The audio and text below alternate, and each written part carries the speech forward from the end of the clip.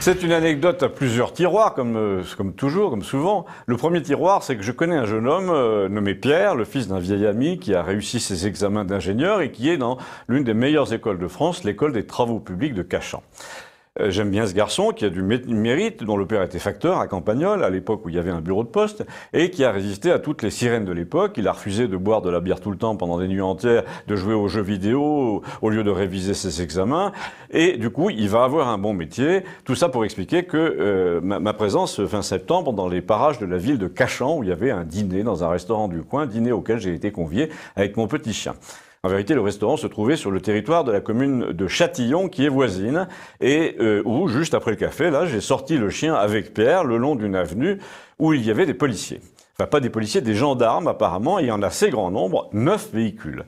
Quand on regardait mieux, c'était du sérieux. Certains de ces gendarmes avaient carrément une mitraillette au côté. Ils étaient en tenue d'assaut. D'autres étaient alignés le long d'une palissade. Ils portaient un simple calot. Dans la région parisienne, on ne s'étonne pas trop de voir autant de camionnettes dans une rue tranquille. C'est la base arrière en cas de manifestation à Paris. Mais là, l'heure n'était pas tellement celle des manifs. C'était après le dîner. Donc il fallait croire à la menace d'un attentat en plein centre de Paris. Et ces gens se tenaient prêts. Mais il y avait quand même une chose bizarre. C'était le port de la mitraillette. Quand on attend d'intervenir à l'autre bout de Paris, on ne porte pas sa mitraillette en bandoulière.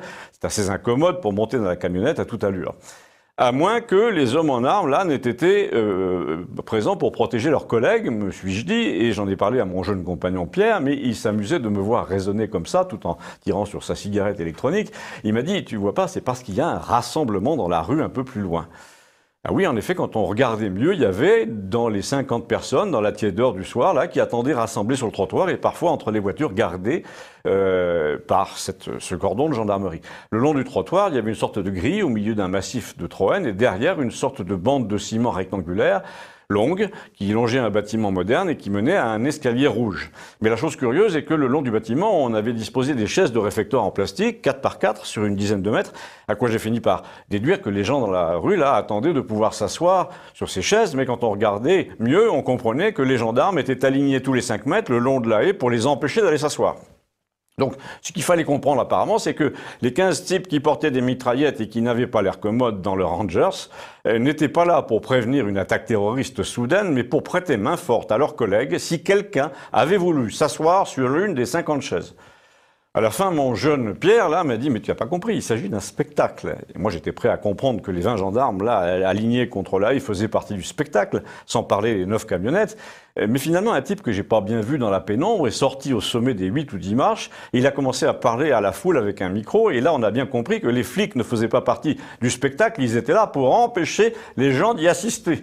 Visiblement, il était donné par un homme seul, éclairé par un petit projecteur. J'ai pas tout entendu, mais il faisait des blagues qui amusaient beaucoup les spectateurs. D'ailleurs, certains des jeunes gendarmes esquissaient aussi un sourire. Alors, je demandais, mais qu'est-ce que c'est que ce cirque? Pierre m'a dit que c'est l'attraction du quartier en ce moment. Il y a un arrêté du maire qui dit que le bâtiment n'est pas aux normes. Donc, les mecs ont dit qu'on va faire le spectacle dans la cour. Ils ont un papier du maire comme quoi la cour est permise. Mais les gendarmes empêchent les gens d'entrer dans la cour quand même.